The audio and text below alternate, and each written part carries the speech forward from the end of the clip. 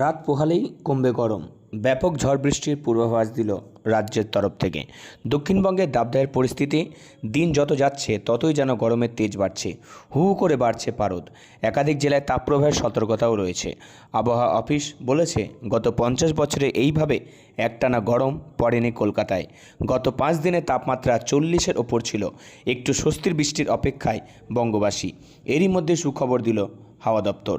সোমবার থেকে আবহাওয়ায় পরিবর্তন হতে পারে। কোন কোন জেলায় রয়েছে বৃষ্টির সম্ভাবনা?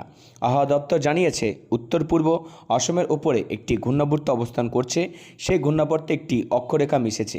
পূর্ব বিহার থেকে সেই অক্ষরেখা বিস্তৃত হয়েছে। এর ফলে দক্ষিণবঙ্গ এবং উত্তরবঙ্গের বৃষ্টির পূর্বাভাস রয়েছে। সোমবার দক্ষিণবঙ্গের পূর্ব মেদিনীপুর, পশ্চিম মেদিনীপুর, ঝাড়গ্রাম এই 3 জেলায় বৃষ্টিতে ভিজতে পারে। বজ্রবিদ্যুৎ সহ বৃষ্টি হবে বলেই জানিয়েছে হাওয়া অফিস। আগামীকাল কলকাতা শহরলগ্ন এলাকায় আকাশ পরিষ্কার থাকবে। ঘূর্ণাবর্তের জেরে উত্তরবঙ্গের একাধিক জেলায় বৃষ্টির সম্ভাবনা রয়েছে। আগামী বুধবার পর্যন্ত দফায় দফায় বজ্রবিদ্যুৎ সহ বৃষ্টি চলবে। মঙ্গলবার থেকে বৃষ্টির পরিমাণ বাড়বে।